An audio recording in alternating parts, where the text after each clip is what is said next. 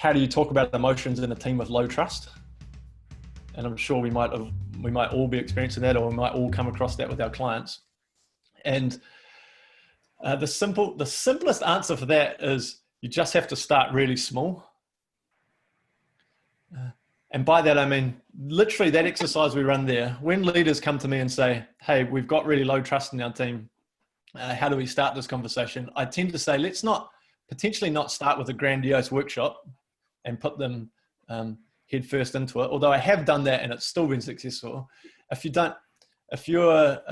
want to build your own confidence and test it out and run some experiments, I always say, let's just implement the weekly retro or weekly intention setting exercise into the cadence of a team.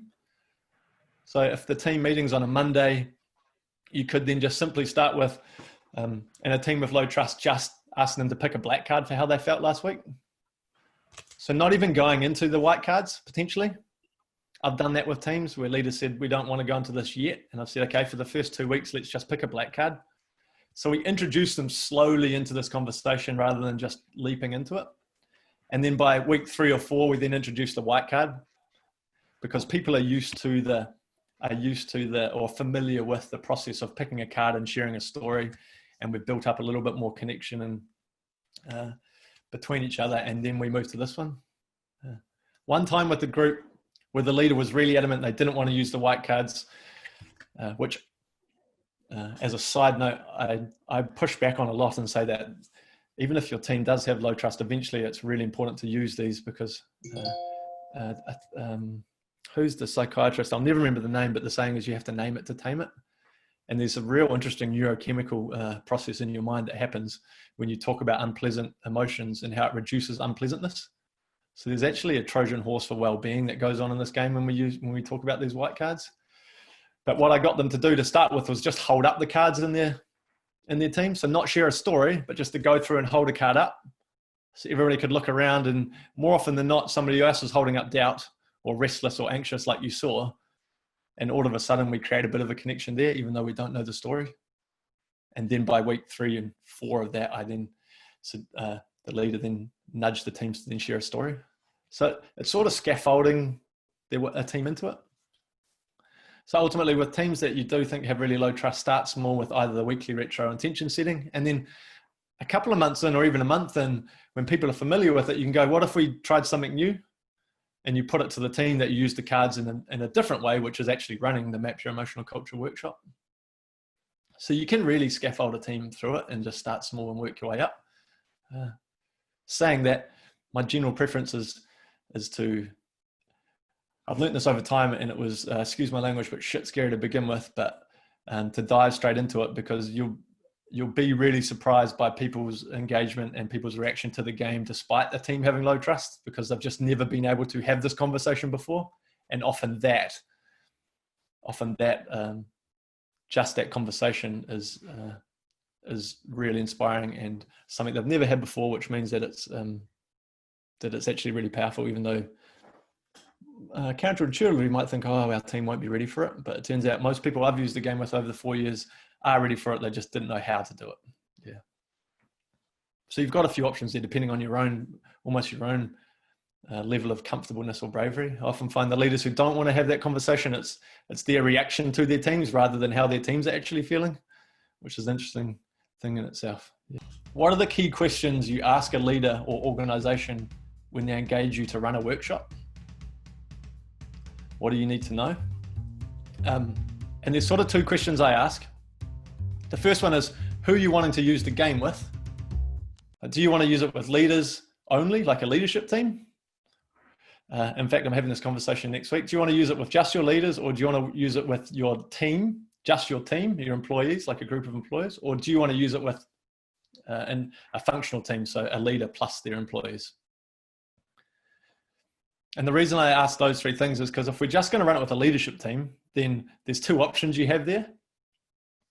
And those options, when I'm running these sessions, will be, do we want to connect that leadership team? Because quite often a team of senior leaders, if there's 12 of them and they have 12 different teams, they don't spend a lot of time together apart from in strategy days or their weekly functional sort of tactical meetings. So if they want to connect them better, then I say we run the regular Map Your Emotional Culture workshop. We just run it with that leadership team, and they map the emotional culture of their leadership team. Because within that, they're nudging self-awareness, because they're learning about what they want to feel and not feel and learning from each other.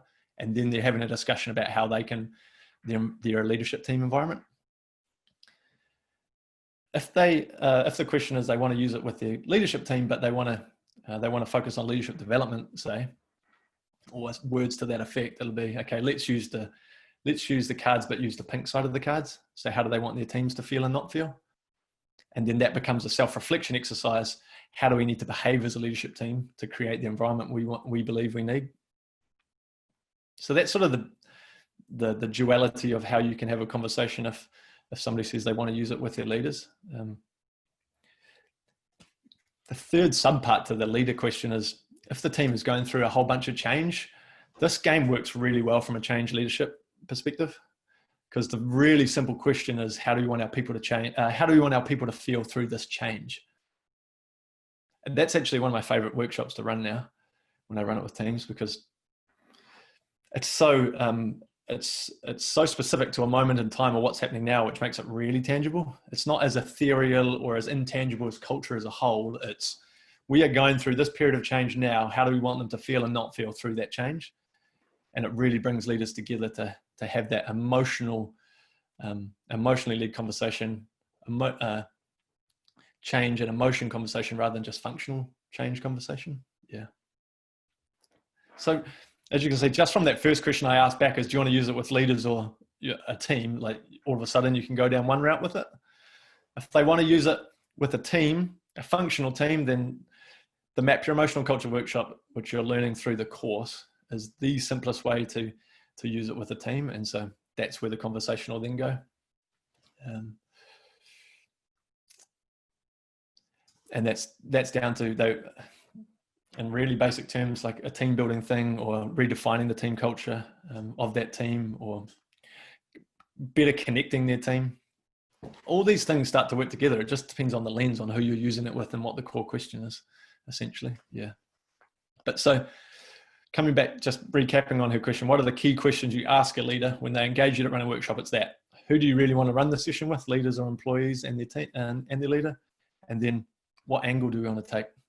Is it a leadership conversation, a self-awareness one, or connecting our teams? What are your tips for setting up a space for a workshop? What toolkit do you have with you? The canvas is printed. What does it look like? And I thought so I've gathered a couple of photos, which I hope will be, often I'll set the room out, and if you've got this session, we're giving people 2 packs of cards, but if you've got one set of cards, I'll literally put the cards in people's spaces, because when people walk in the room and they see these cards, instantly they're intrigued by what's going to happen, because they might have told they're coming to a workshop where they're going to talk about emotions or feelings. If the leader's been kind enough to at least let them know why they're there, then automatically there might be some adverse reactions or some caginess. So when the cards are there, instantly there's some curiosity and intrigue in the room. So often I'll lay them out that way. Also, I'll provide people with maybe a name tag depending on the room or the workshop, or I'll provide the canvases, so the leadership handbook or the Know Yourself handbook, which you'll see here. This is one of our pro elephant riders, Adam. This is how he sets up the room for a Map Your Emotional Culture workshop. He's bought these little pads, because when you use Vivids or Sharpies, the Sharpies go through the table, right? And so he'll lay out the Know Yourself handbook in the pack of cards, and he also then puts down a photo of how the cards are laid out. So if you don't have a screen, if you don't have a video, audio visual screen, having that, he's laminated that gives people a guide of how to lay the cards out, so he doesn't have to walk around the room one by one and say, this is how you lay them out, which I thought was a really nice little hack. And by laminating it, he can keep using it. In terms of canvases, I'll always print out whichever canvas is associated to the workshop. I'll always print it out and put it up on the wall. Even if we're not getting to that part of the workshop, I'll still put it on the wall, just as a way for me to then refer to it throughout the workshop or at the end of the workshop, to say, one, this could be the next step, or this will be our next step, and then talk people through it. And I like to print it up nice and big, so when people can move away from the table and then stand around it. because there's a really nice phase shift from going with hunched over your table, playing with cards, to then standing up and then moving to the canvas, which is like part, which you've seen in the workshop, is a different type of conversation from playing with the cards. So you literally create a phase shift in the room as well. So often I'll get people to stand around it and then move backwards and forwards from it. Yeah. So I thought that gives you a bit of a feel for some of the sessions we've run and how we have the canvases and how we lay out the room and why we lay it out certain ways. Yeah. Are there any questions? It's Belina here. Hi, I'm on the call. Thank you so much. One further question though, and it's a really technical, silly one, but in one of the videos in the masterclasses, you actually had a way that the cards actually just stuck to the wall. Yeah. So what's your magic tip behind that? Because that looked pretty cool. Yeah, it's not that magic, it's just blue tack or sticky tack. I'm not sure what they call it in the US, Audrey, but we call it blue tack here. It looked a lot more clever than that, but that's awesome. Okay. Thank you. Yeah, simply blue tack. What you can do if you don't have blue tack or you lose your blue tack, I've had this happen to me before, is instead of putting it up on the wall, I've then placed the canvas the big canvas that you saw there face down on a table, and then people stand, and we move the chairs away and people stand up and then look down over the canvas. And actually it works really well because the cards have got this, there's not much friction in the cards. You can actually push the cards around the canvas really well when people are moving around it. So it also works as just placing it on the table as well. If you lose your blue tack, I've done that before. I've turned up and gone, damn, I didn't bring the blue tack. Just one from me. On the kind of using your functional teams when you're doing a leader and the team itself, would you recommend doing it leader first and then team, or do it full team together to start off with, and kind of give me some examples of times where it's worked or not worked? Yeah. So first of all, it's worked both ways, and I've experimented both ways. When I first started the game, when I first designed it 4 years ago, I'd always designed the process to be leader first. And then more and more people were saying, well, we can't get our leadership team together. We can only get our team together at the same time. So just by necessity, I had to start doing it the other way. So I was able to see and experience both the ways of doing it. And I've seen it work perfectly fine both ways. I am still always interested in nudging the leaders to do it first, though, if you are able to find the time and bring the team together, because it really then, when they do the team workshop, they can then in the back of their mind be thinking back to what they came up with as a leadership team and how it might differ when their team are doing it. So throughout that session, they have a real chance to reflect on it themselves and think about where they've got to. Plus also, I've run sessions where the leader has gone through it. This is just the story that I'm going to tell you now is a CEO with 20 people, so a very flat organization. So there's no levels of leadership beneath him. And I did it with him on his own. And we went through what he wanted to feel and not feel, what he wanted his teams to feel and not feel. And then we did the team workshop, which he was a part of. And at the end of that session, when the team had come up with their list of top 5 for each, he then presented what he'd come up with and then talked about the connections between them. And it was a really powerful moment where they could see there was real connection. And also he was able to explain why a couple of his cards weren't in their list and why that was the case. So that worked really well in a smaller team.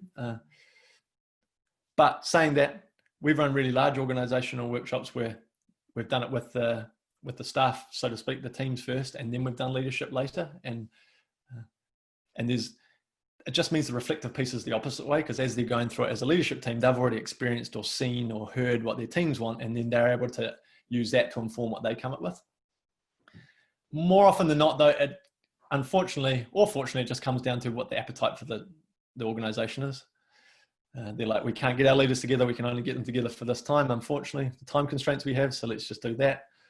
So you have to be willing. I've had to be willing to be real agile and then not stay so, what's the word to it? So attached to my process that I've been able to just work around it. And actually, if you open up to that and take that as a challenge and try things, you'll actually learn your own preferred way of doing it as well. The more you do it, and you might find that actually you prefer to work with the leaders first because that allows you to have other conversations at the same time that you might want to fit into what they then do in the team workshop. So I'm really encouraging people to be open to either or, and then use that to find your own sort of way through it, because your style might be different from mine. And in my opinion, that's really cool and actually important. Yeah. could you use an automated version of the cards as part of recruitment selection process? But the cards definitely can be used as part of recruitment. And I've seen it and I've heard stories of it and I'm blown away by it on both levels. I know candidates going to interviews and taking the cards with them. And especially agile coaches and scrum masters, because that really showcases a way of how they would be working with their teams. And I've heard candidates pull out their cards and say, this is what I want to feel and not feel in work, and this is why, as a way of helping their interviewee get to know them. That's cool. That blew my mind. I was like, wow, I didn't design the game for that, but I love that they're doing that. And then I've also heard of companies getting the game out during the interview process and just pulling out the cards and saying, why don't you pick out 3 cards that you want to feel in your work? And just as a way to get to know people beyond just the regular recruitment process conversations. And that's been super powerful from the feedback I've been hearing from people who are using it that way. And it's so different, right? Because if a candidate turns up and you pull these cards out, they're automatically going to go, wow, these people are thinking slightly differently about our workplace and they care about how I feel.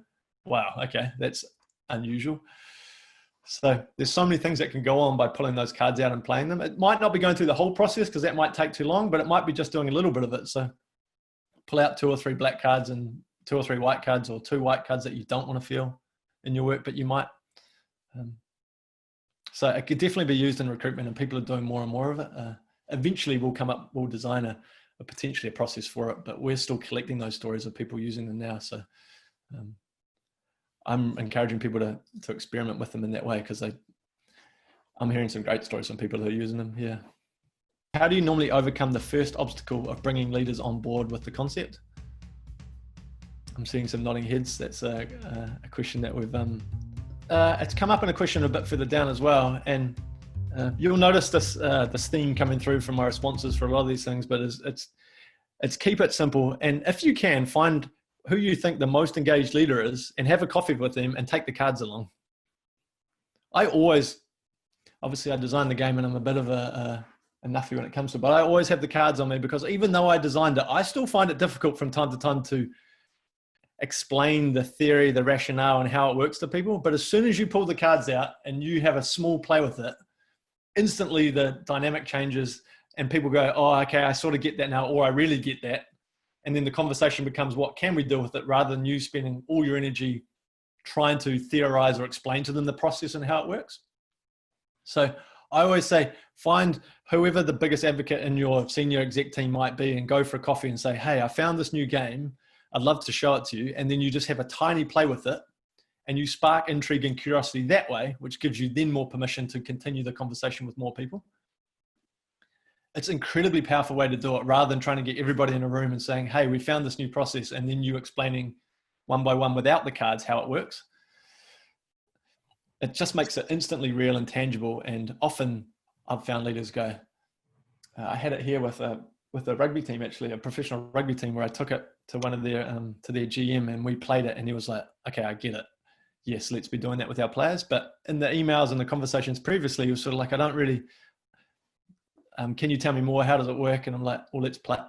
It can take 10 minutes. I do it over coffee over 20 minutes. You get the cards out, push them around the table, and I pull out my cards, and these are the things I want to feel and not feel. And then I ask that person to do the same thing quickly, not to do the card sort, but just to pull out a couple. And instantly there's a recognition and an awareness and an understanding of how it could work. So often that's an approach I'll take to bringing leaders on board with the concept. How does the ECD help teams work, organizations or teams work out their new culture?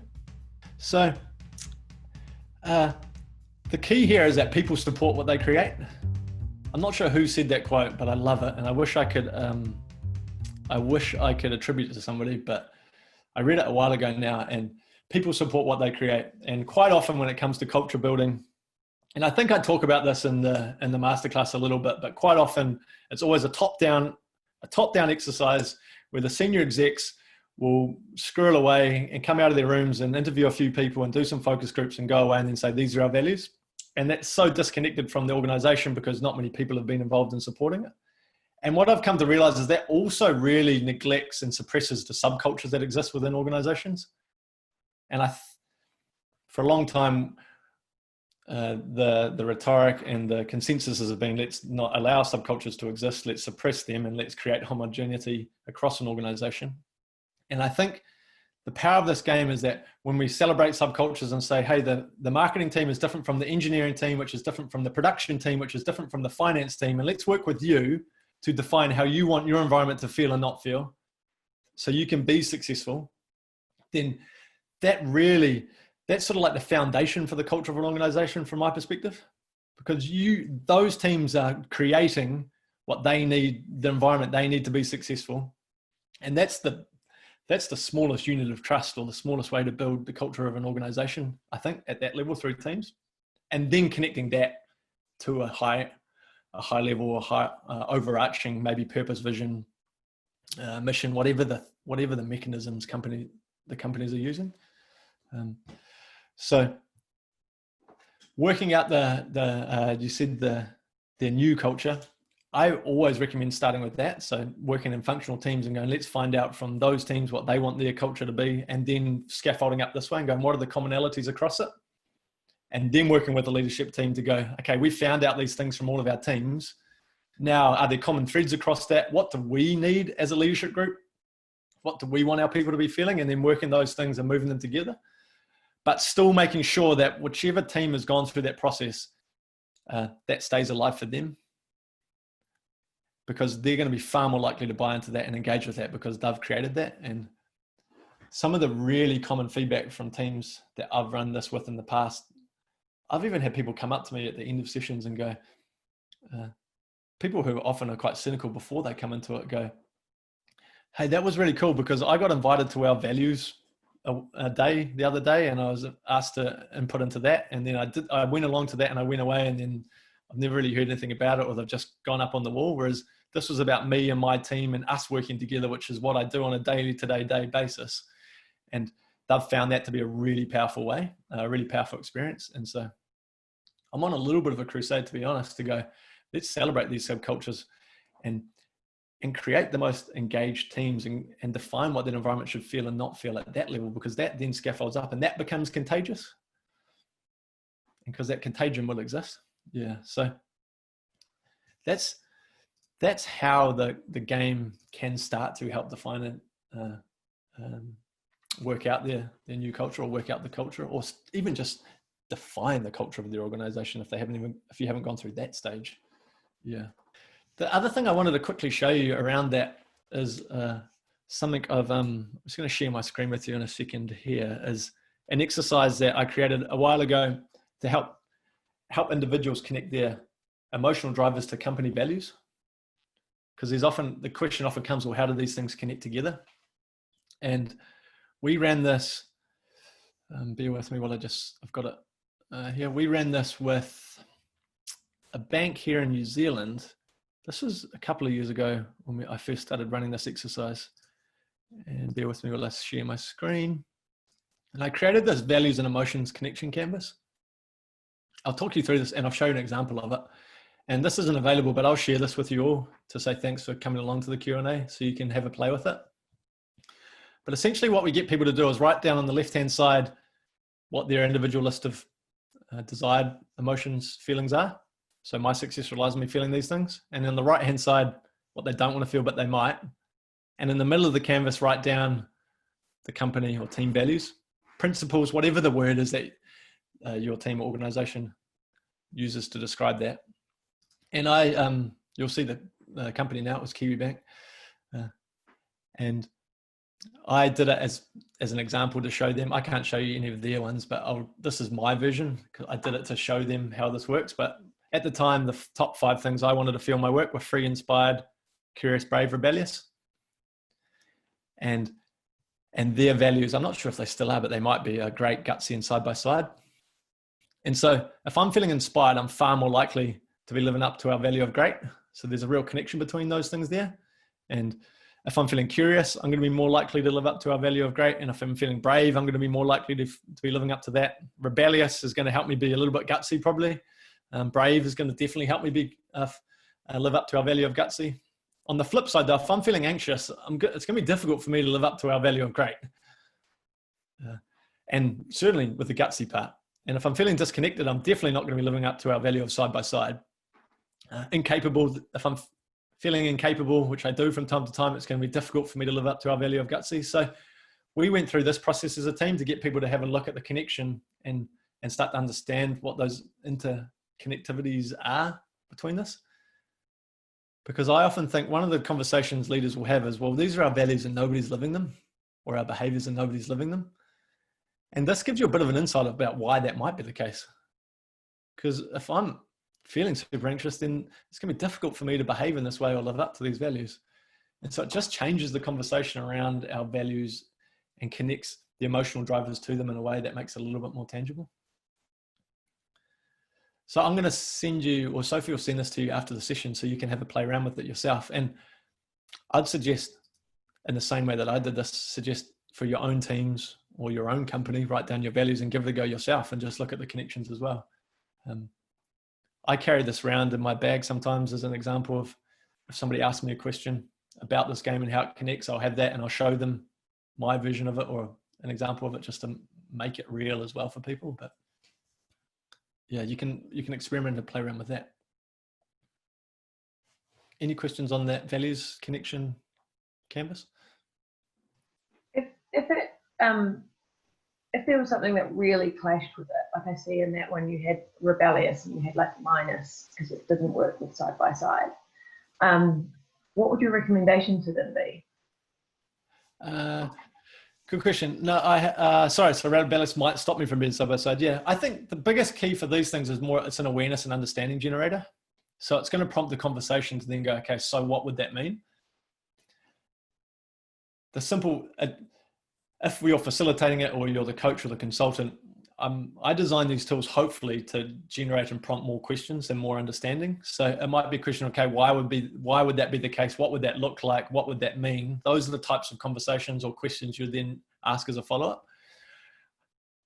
Just because rebellious doesn't necessarily align with side by side doesn't mean that I shouldn't be feeling rebellious though, because that's an internal emotional driver of mine. And we need to celebrate that. We just need to understand how that might come into conflict or might enhance it. And the awareness and understanding of that is the key thing, because we don't have a way to create that awareness or understanding usually. There's just oh, those people aren't behaving in that way. Why is that? Or let's try to fix their behavior rather than going further beneath the surface. Yeah. How can ECD be used for one-to-one coaching? That's nice. So more and more people are using it one-to-one coaching, which is really exciting. And I'm going to sound like I'm repeating myself again, but the simplest way to use it in one-to-one coaching is just to go through, well, two things. Are you doing it one-to-one coaching with a leader, or are you doing one-to-one coaching with an employee? Because that'll change the lens on how you use it, in the same way that the questions I ask back to a leader when they engage us to run sessions. So if you're using it with a leader in one-to-one coaching, most people are getting that leader to get to the point where they fill out the leadership handbook. So the process of them as a leader talking about how they want their people to feel and not feel at an individual level, and then the behaviors they need to enact or demonstrate that are going to help their people feel those things and not feel those things, to getting to the point where they have the leadership handbook. So that's one track of the coaching, and that can be broken up over sessions. So the first session you might go through the desired cards, the black cards. The second session you might go through the white cards. Then you might go through the behaviors on the black cards, the white cards. So you can actually run that over a 6 to 7 or 8 week period. So it's not just a full-on session in one go, it's you continue it. And then people have a chance to reflect back on it in between sessions. That conversation is a really handy one if people are going, if the leadership development is around nudging empathy, leadership behaviors. However, I came across a quote the other day, which was, you need to manage your own emotions first before you can learn to manage your team. So not even manage the emotion of your teams, but you need to manage your own emotions before you can manage your team, which I thought was quite a confronting quote or statement. But what I've come to realize through running leadership workshops is that I didn't used to start with the pink cards with I only used to start with the pink cards in a leadership workshop. So just diving straight into how do we want our people to feel? So straight into that, because that's the way I designed it.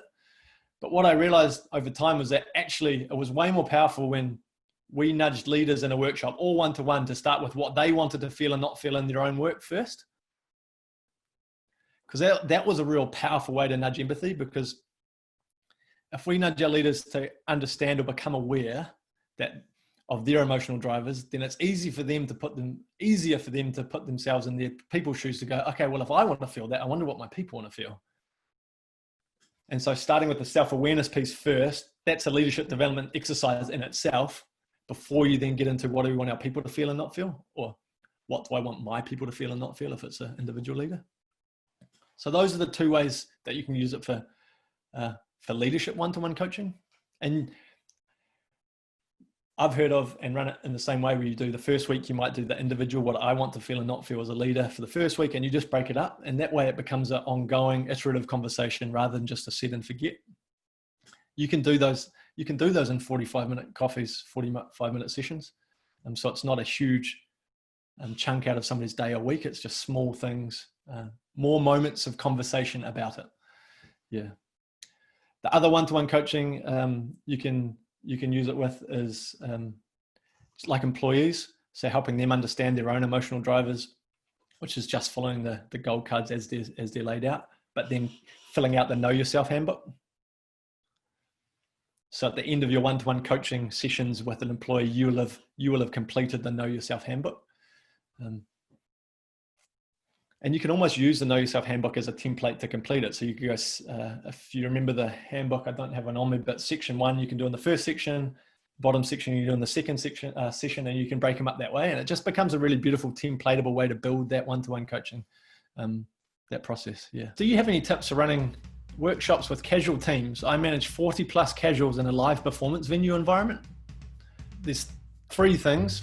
You might come across, have clients in the future that are facing similar things. So I thought this could be interesting, but with a team of 40 casuals, I reckon the best way to do it would be when everybody comes into work for that event or that performance, is use that as a way to connect people before work starts, so to speak. So in the check-in meeting, because I imagine in a live performance environment, you have 40 ushers or 40 staff, and you have some sort of all-in team meeting where the leader announces a whole bunch of stuff about their performance. You could literally do the weekly retro check-in at that moment. Funnily enough, I didn't mention this before, but there's sort of 3 weekly exercises you can run with the game.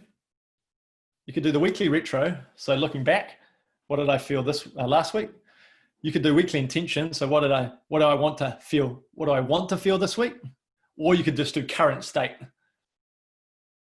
And Sophie and I have been playing around with, actually, Sophie, you need to get the credit for this because you're the one who came up with the idea, whether or not you know it or not.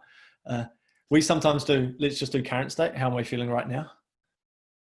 And it's sort of a combination of both retro and intention setting, because you're just in that moment going, okay, I'm flicking through the cards. This is how I feel. And then the reason why might be related to something that happened in the past, or it might be related to something that's happening this coming week. So it just creates a slightly different, frame for it. And I think in a performance environment with 40 plus people, if you have a meeting before the shift starts, the current state check-in is the most beautiful, most simple way just to connect with each other, learn from each other. I also think in that environment, maybe using it in one-to-one. So similar, Judith, to what we talked about there, if those 40 people will have a leader, and I'm assuming it might be Jessie, to use it as one-to-one, just to learn more about her employees or learn more about your employees. What drives them? If you know, I want to feel free and brave and inspired, my hope is that you'll help me feel more of that. And I don't want to feel anxious, alone, and incapable. And what could you do to help me overcome that or help me manage it? And in a team of 40 casuals, it doesn't have to be a long session to get to that stage. You can do it over coffee over 45 minutes and come to those cards, come to those top 3 cards for each. So those would be the ways I would use it for that environment. And then the final bit I think is cool, related to emotional contagion, is that in a performance venue environment, or any environment where people are dealing with customers or stakeholders, emotional contagion exists. So how I feel will be caught by you all, especially if we're face-to-face, but even through this. And so they could use the cards to have a conversation about how they want their customers to feel. So we might want our customers to feel, surprised, or we don't want them to feel confused, because that leads to a conversation about going, well, if I'm confused as an employee, it's our customers are definitely going to be feeling confused. And if I'm feeling anxious, they're going to be feeling anxious. But if I'm feeling inspired and delighted or brave, then my customers are more likely to catch that. So having that conversation with that type of team is really powerful, and it allows you to have a conversation about the power of emotional contagion. And if anybody's interested in emotional contagion, Sigal Bassard and Mandy O'Neill have done some incredible research into this. And just type in Mandy O'Neill or Sigal Bassard emotional contagion. They're the people who are behind, if you've seen the very first video in the masterclass, behind this whole game.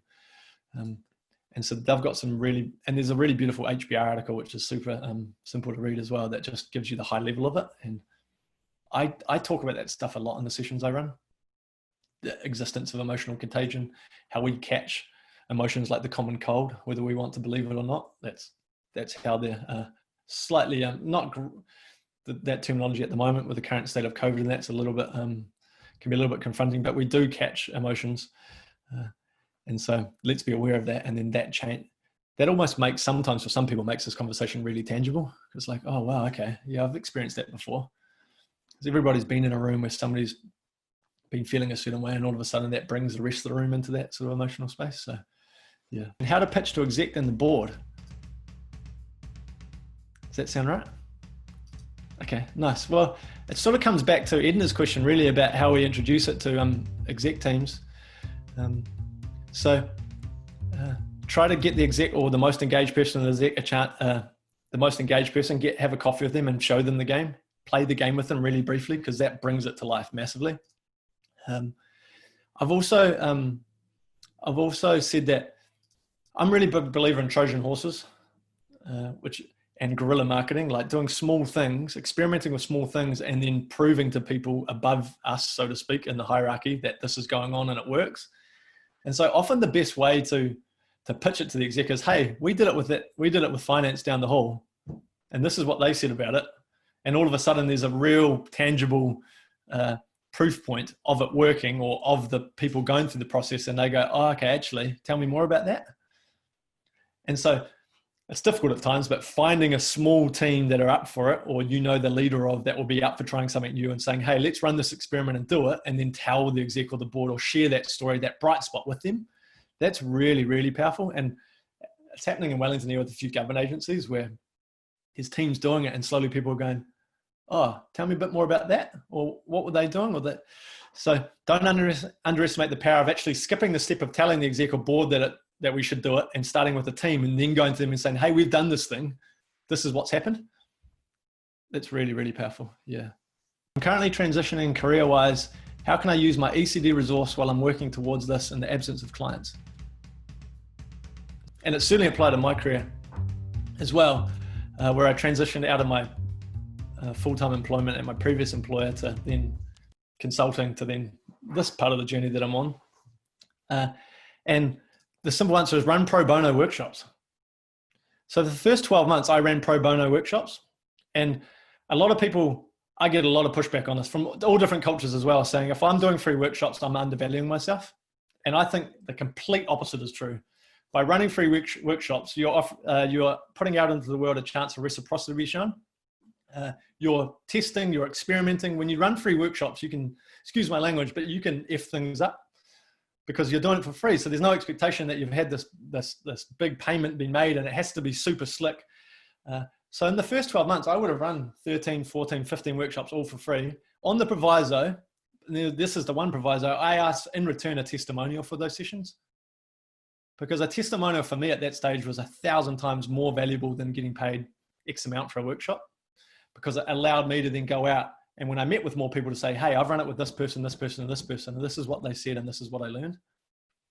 And so I think that doing pro bono workshops is the most valuable thing people can possibly do to begin with, to get started in this space. But it's easy to, I know it's easy to, and my mindset used to be doing free work is undervaluing your time and your expertise. And I used to be firmly in that camp. And I've only moved to this camp because I've experienced the complete opposite and figured out a way to create value, even though there's not a financial transaction within it.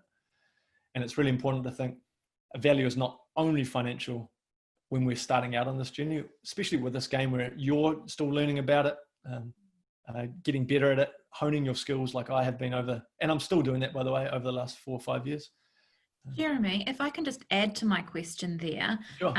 So this probably goes back to my earlier question in terms of, working with startups and stuff. I'm actually, throughout the last hour, I'm actually looking at how I can actually use this with my own brand evolution and other startups and stuff. So I was the one that asked that question. But can I ask, so you're saying run pro bono workshops. How did you market yourself? Just through social media or what? Yeah, LinkedIn, just through LinkedIn. Hey, I've got this new game. Does anybody want to try it with me? The part B to your question there, to your original question is bring your friends together or ex-colleagues and say, hey, I've got this new game. I'd love to test it out with you. You might find it interesting. And then you run like a miniature meetup. And you have 6 people in the room who then go back to their workplaces and go, hey, Anthea took me through this thing the other day. Man, wonder if we could use it. And then all of a sudden that starts to proliferate out. And there's a few of our pro elephant riders have been doing that recently, running small meetups. And Emma, one of them based in Adelaide, she did that the other day with a group of like a women's group, a women's leadership group. I think she had 12 people in the room, and she got four people in that room, then came back to her and said, oh, can you give me a proposal for that session? But she ran that for free, pro bono, with those group of disparate people. But even just running it with your friendship group, because everybody in that group, I'm sure, will know somebody who works in a leadership position somewhere, or in HR, or as a leader of a team who goes, oh, I did that thing with Anthea the other day and it was really interesting. And then they might come back to you. Yeah. That's really powerful. Helping the creative juices flow. Thank you. Okay, nice. Yeah, that's really powerful. And it's fun because you get to test it with some friends to begin with, so you can muck it up a little bit as well, over some wine or food, whatever it might be. So you can have some fun with it, introducing it to your friends to begin with, or then put a call out on LinkedIn and say, hey, I'm using this new game. I'd love to experiment with some people who's up for getting together for lunch and trying it. Those sorts of things. And you'll be so surprised by how the connections then work, right? Because somebody knows somebody who knows somebody who knows somebody. It's just naturally how it works. And reciprocity is in full effect. You'll find that reciprocity does exist, and it does exist and it works. Yeah. Nice. So what about the areas of the company that are very different and do not have much contact with the rest of the organization? Great question. It comes back to my point about subcultures.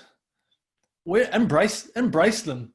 So if the finance, I'll just use it as the production team. If the production team is really removed from the rest of the organization, you can still run that Map Your Emotional Culture workshop with them and celebrate the fact that they have a unique subculture within their team and get them to create what the culture and the environment should be for their team.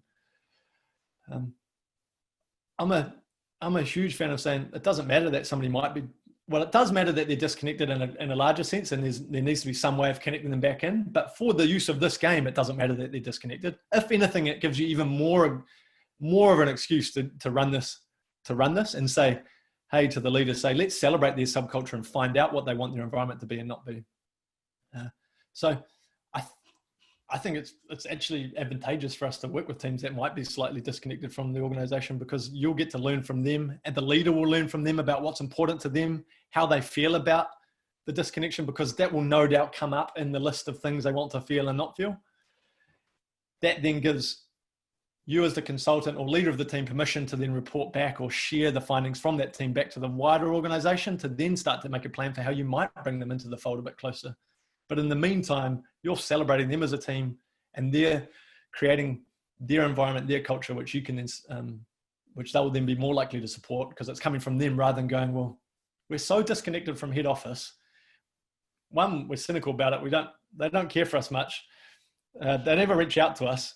Rather than trying to fix that bit immediately, start with developing their subculture, celebrating that, and then working back the other way, because you never know what might come out from the team. There might be reasons, you might start to understand why, etc. So I think it's still important that you run the session with them and celebrate that fact to begin with, to then look for ways to connect back in. Yeah. Can we use this in other languages, and do you have any plans to translate it? Yep. So we've got it, Francisco, we've got it in Spanish. Have you downloaded the Spanish version? Nice. Yeah. So we've got it in Spanish. This is not going to help a lot of us here, but you might have clients. We've got it in Spanish, Italian, and we're just developing the German. And we're slowly working, for the New Zealanders, slowly working on the Te Reo version. We don't have a time for when it's going to be out there, but we've got a version of Te Reo version. When moving from individual to team, is the intention that everyone goes back to working by themselves to pick the top 5 and then discuss? Yeah, so I think you're talking about the phase shift in the workshop, where you go from picking your top 5 as an individual to then shift into what's the top 5 for our team. Yeah, correct. Yeah. Nice. And you said, have you done it both ways? Same to your original question. I've done it both ways. So when I first designed the game, to give you some context, so I think this will really help. When I first designed the game, the intention was that you pick your top 5 for each, or let's say we'll go with the black cards. You pick your top 5 black cards. And if you're at a team of 5, everybody had 5 out. And then from those list of 25, you would then pick the top 5 that were most important to the team. And interestingly enough, I was running a workshop with an organization here, and we did that.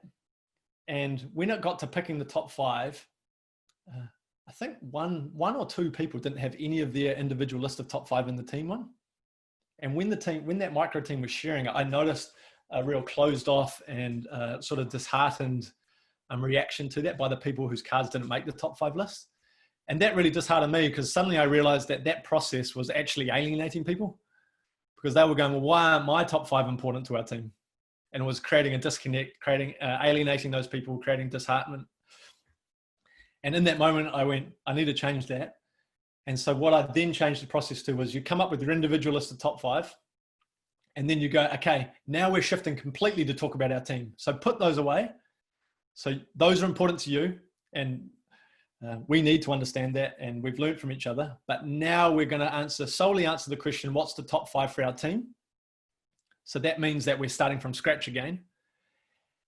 However, teams go about it in 2 different ways. Some teams individually go through the cards again and go, I think, so all 5 people would go through, hey, here's the top 5 for me, and this is what I think is top 5 for each of them.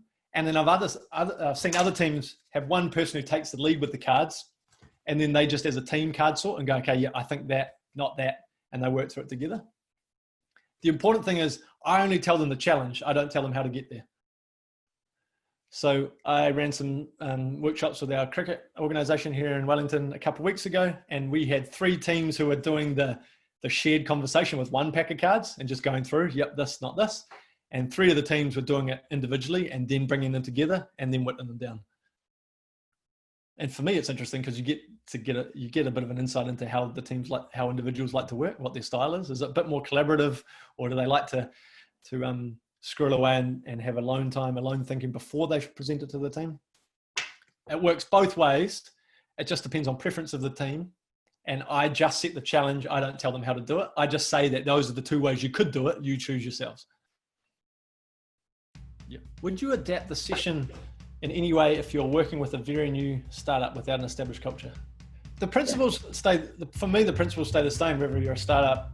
The method essentially stays the same whether you're a startup or an established business.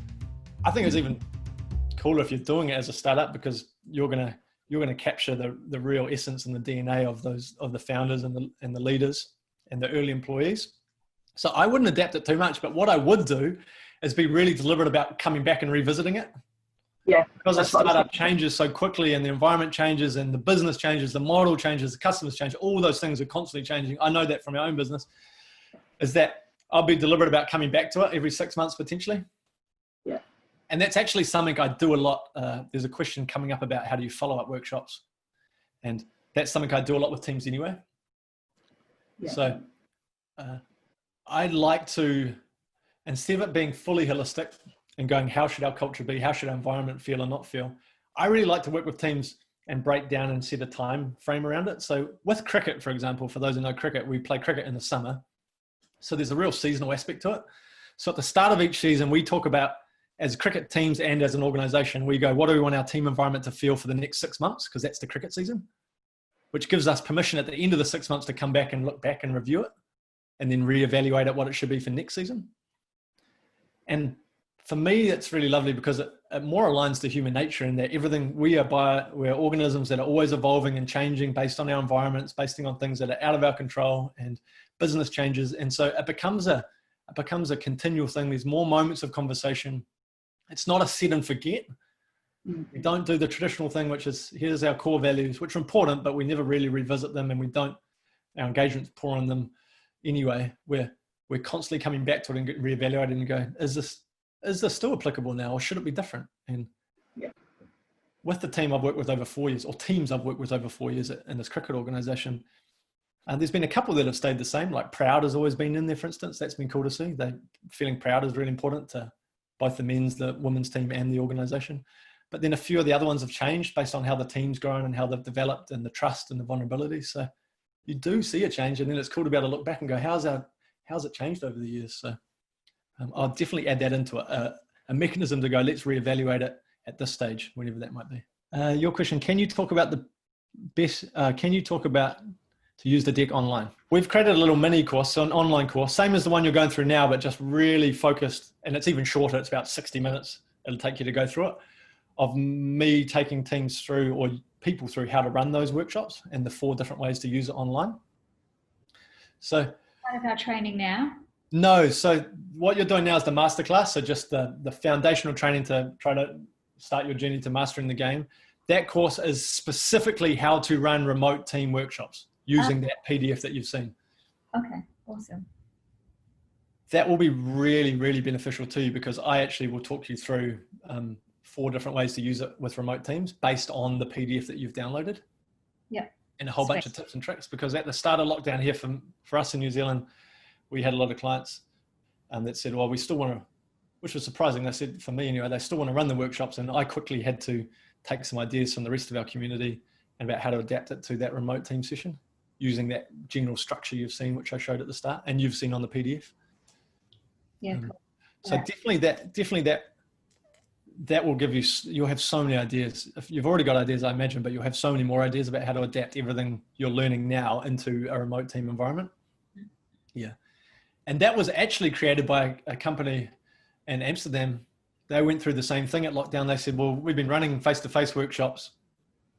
We can't run them anymore. And they went, why don't we put all the cards on a screen? And I was like, at first I was like, oh, I don't know if that's going to work or not, because the cards are so important.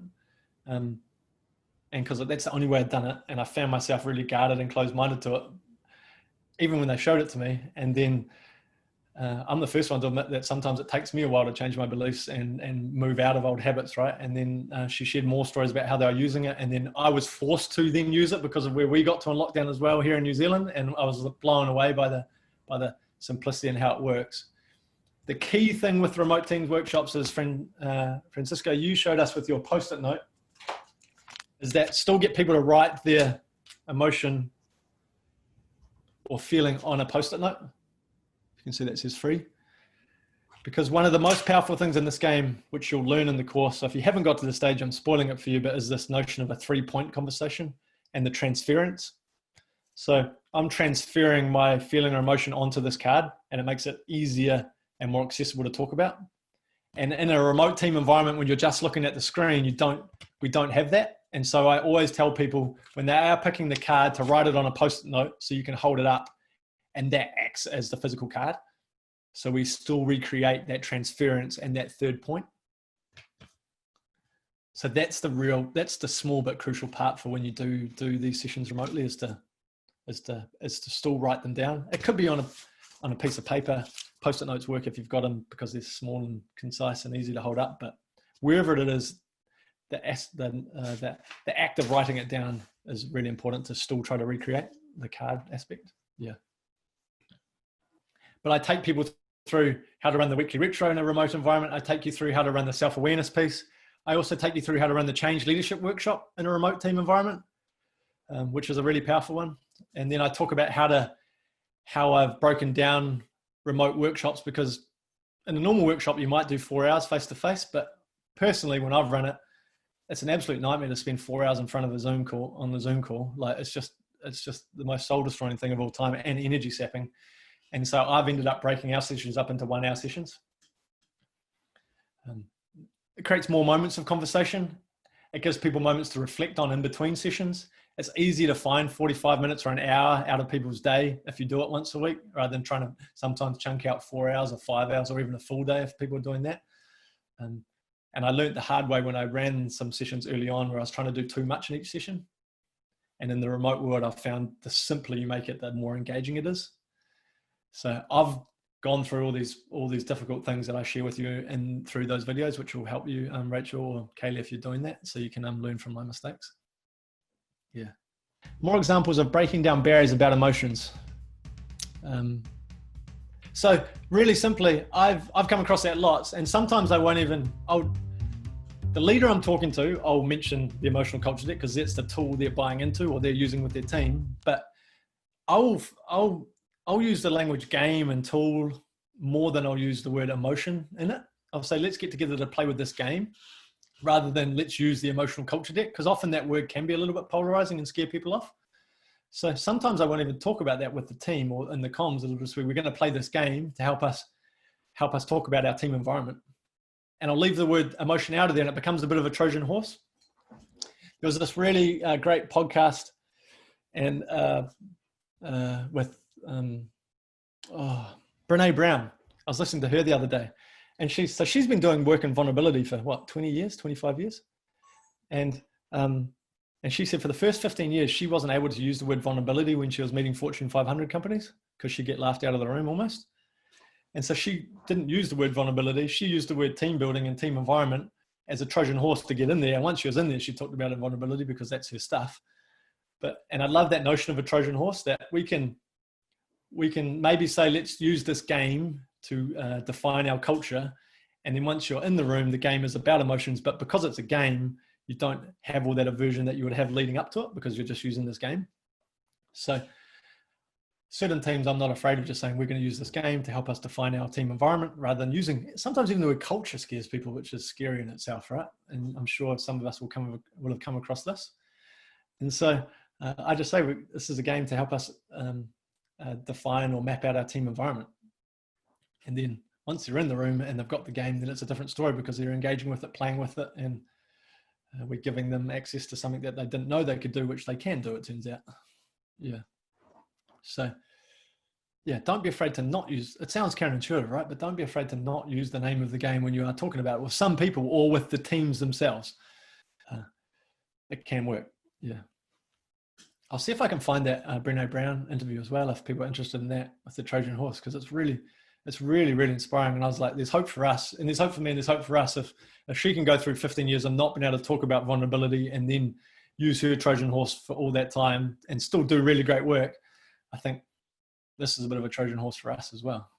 As an independent, the optimal people to sell the program to, which is a nice question, but a paralyzing one, because as you might be starting to discover, this game works for anyone and everybody, because every human being is has emotions, and their emotions govern their behavior. So the difficulty with that is sometimes if you're everything to everybody, you're nothing to no one. Or if you're jack of all trades, you're a jack of none. That's a New Zealand and Australian saying, which makes it difficult. So what I always come back to is almost one of those earlier questions, whereas I find out from the leader of the organization what they're looking to work on or what they're looking to achieve. Is it leadership development? Is it culture building? And then I'll follow those sort of those questions down from there. Saying that there's not an optimal person to sell the program to, I don't think, but I do have really favorite ways to use it, which I think might illuminate really simple conversations to have. And so because the game works for any person, any team looking to improve their culture, or any leader looking to improve their leadership, I say I love working with teams who are newly formed teams, because when teams are coming together for the first time, it's a really critical moment. And often that part is, most consultants, coaches, or leaders will go, we need to do some sort of team building thing.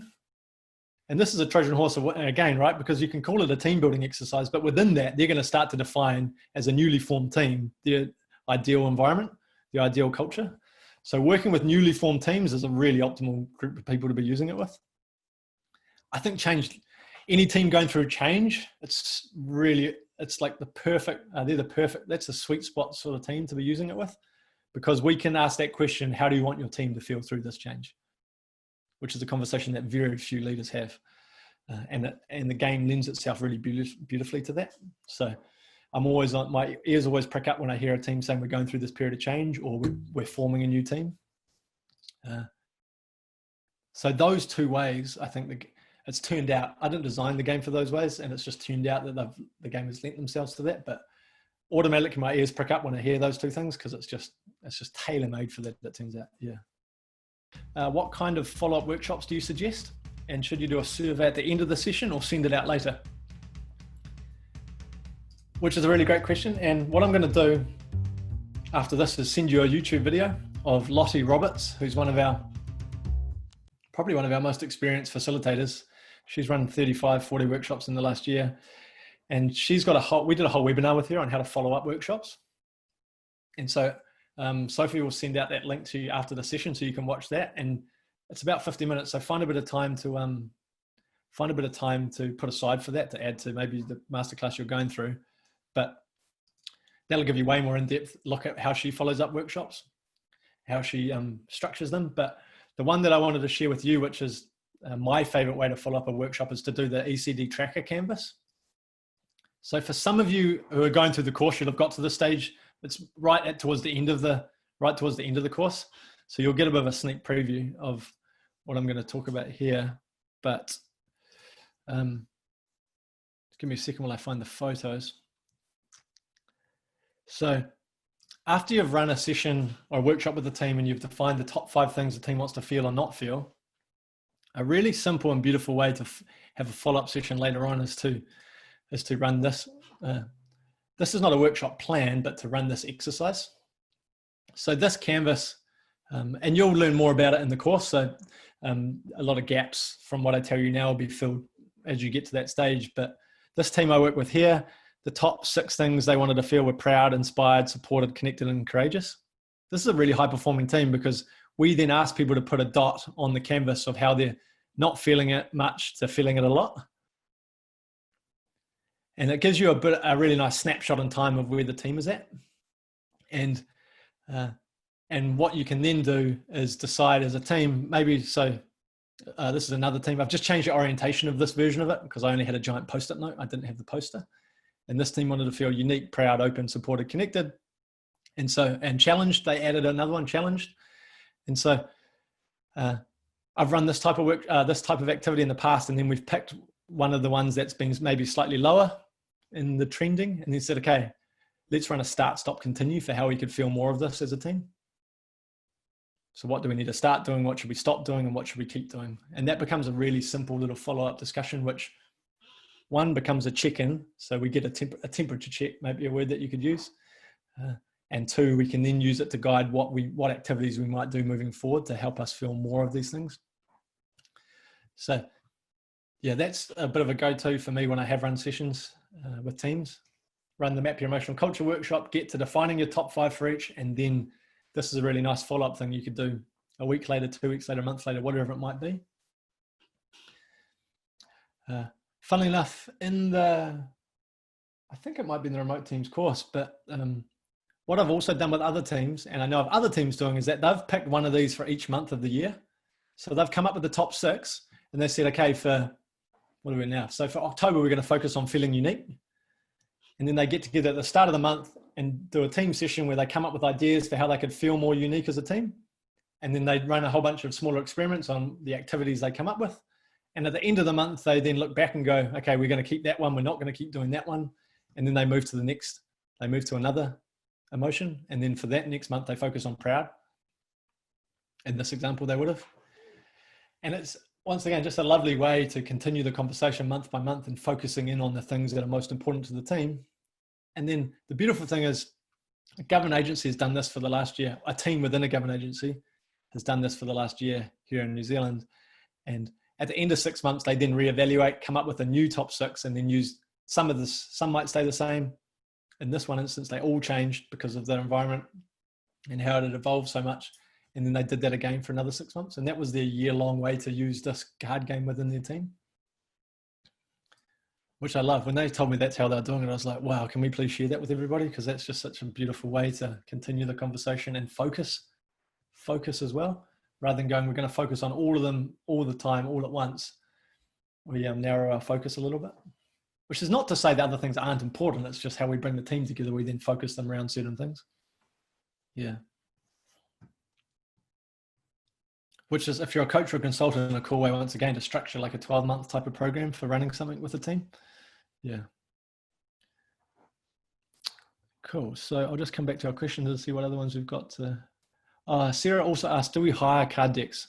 How can you do it in cost? So we hire card decks, we lend card decks out, but only to our certified facilitators. So if you do level up and want to become a pro, then if you run workshops with 50, 60 people, we then lend you packs of cards so you can run bigger sessions, but we don't that's like a special exclusive thing for the pro elephant riders. So just so you're aware of that, because other people have asked in the past, do you lend out cards?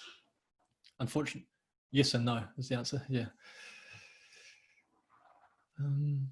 And the last thing, we've got 10 minutes to go. The last thing I want to share with you, this is I've done this with 2 teams now, but I'm interested to know if you guys want to test this prototype with me, an online check-in tool. Is everybody up for testing it? We can do it now on our computers. It'd be cool to share it with you. So the reason I designed this, it's in Typeform. So I've just hacked Typeform. If anybody's come across Typeform or haven't, it's a really simple survey tool, like MailChimp, like SurveyMonkey, but I find it even simpler, even more intuitive.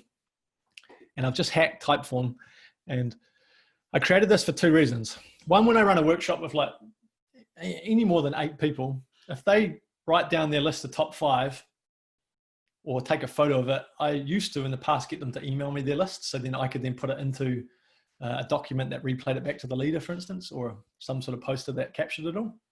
And it turned out that soaked up a lot of time, especially if you've got 30 or 40 people in a workshop and you have to go through and type out everybody's individual lists of what they want to feel and not feel. And it's just, if you've got somebody helping you, it's fine. But if you don't, it can be quite challenging. So 1, I wanted to create an easy way to do that. And 2, I also wanted a way to just get a temperature check or to check in with people about how they were currently feeling against their list of top 5. And so I'll send this to you. In fact, I'm just going to share my screen and show you what it looks like and then send it to you. And then after the session, you can test it and give it a go. Can everybody see the screen where it says with our logo on it? Yeah, cool. So when you get the link, just type in your name.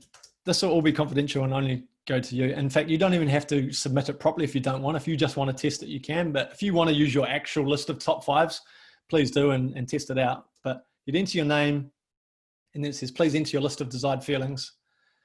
Order them from 1 to 5.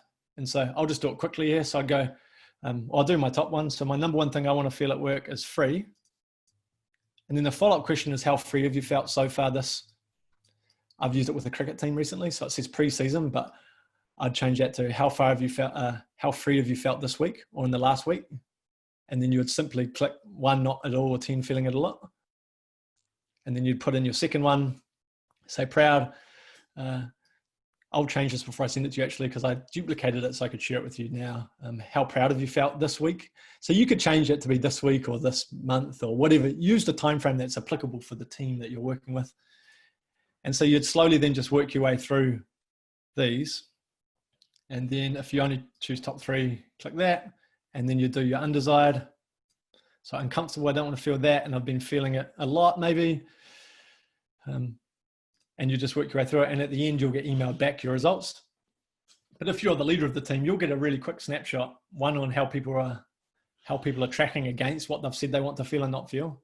But 2, you'll also then have the list of people's feelings. So you can then just copy and paste them out into whatever format of presentation or document you're using to replay the results of the workshops to people. So it's like a 2-in-1 little thing here.